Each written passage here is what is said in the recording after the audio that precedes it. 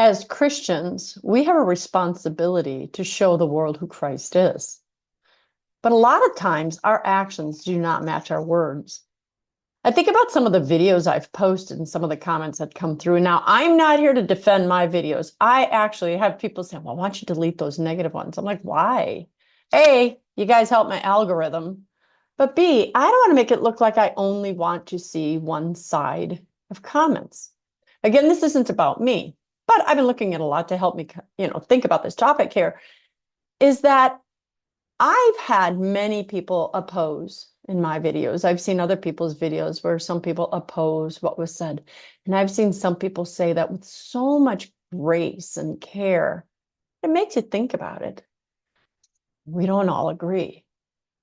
But then on these Christian videos, when you sometimes get people who are nasty and ugly and name calling, I look at them and I think, wow, that is really snarky. Intentional hurts. Fortunately for me, when you do this a lot, it doesn't bother you. But it got me thinking about this.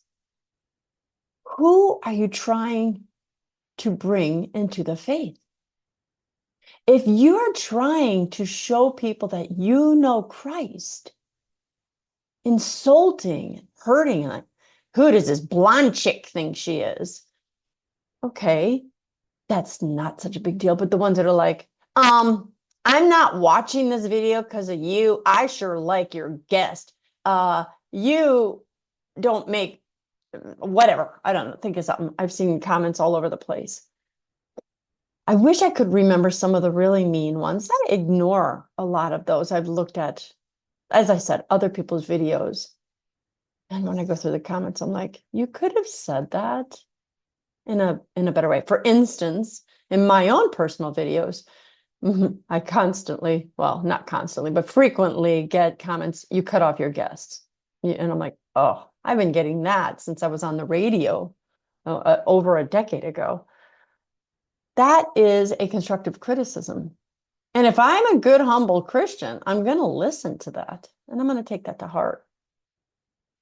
But I don't, nor do other people. And right now I'm still talking about videos, podcasters, things like that. But this is stuff in our life as well. When you say something in a way that gets a dig, you actually don't look Christian and you're pulling people away from Christ. Give your corrections, but give your corrections with love. Now, the reason I mention a lot of videos is few people anymore will say anything face to face. So really the biggest example I do have are videos because, well, that's where we have a lot of keyboard Nazis. And let me go, I can say whatever I want behind a keyboard, but they're cowardly face to face. But I think I need to repeat this. What is your goal? Is your goal to change the person's actions? If it is, then say it. Say it clearly and say it with love. Christine, stop cutting off your guests. Really, they have good things to say, but this is a bad habit of yours. Noted.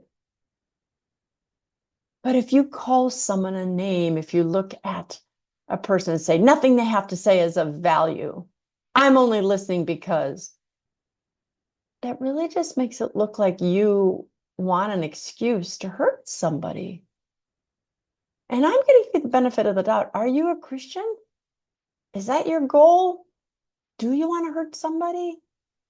Because Christ spoke truth all the time. And we all know he didn't speak only easy truths. I mean, he looked right at the Pharisees and the scribes and he said, you guys are hypocrites now. He wasn't saying it to name call. He was saying it because it was a factual thing. He knew the definition of hypocrisy is to say one thing and do another. So he called them out on that. He never said, you guys are morons, or you're idiots, or you don't deserve to be heard. Jesus spoke truth, which sometimes hurt, but he spoke it with love. I think of another person who I've seen get corrected because for modesty. You're not modest.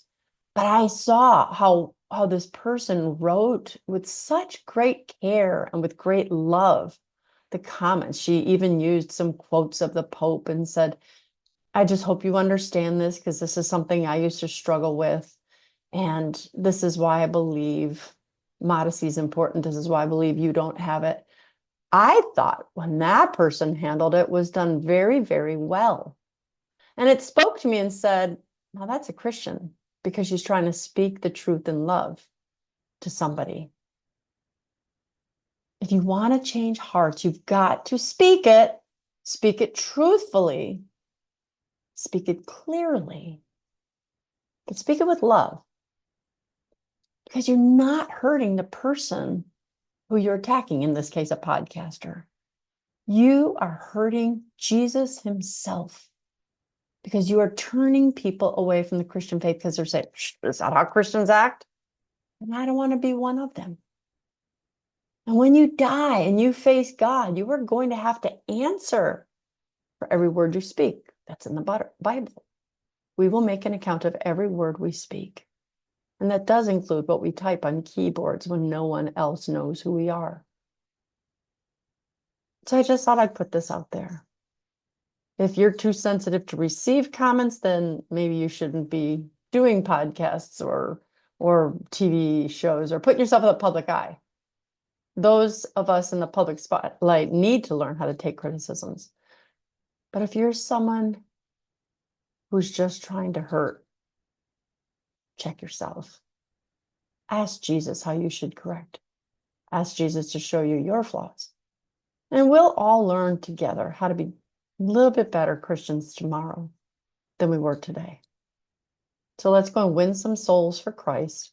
Let's do it together by being Christians, which means following Christ's example. I'm Dr. Christine Bacon. Thanks for watching this informational Bacon Bit. And as always, remember to live your life sunny side up.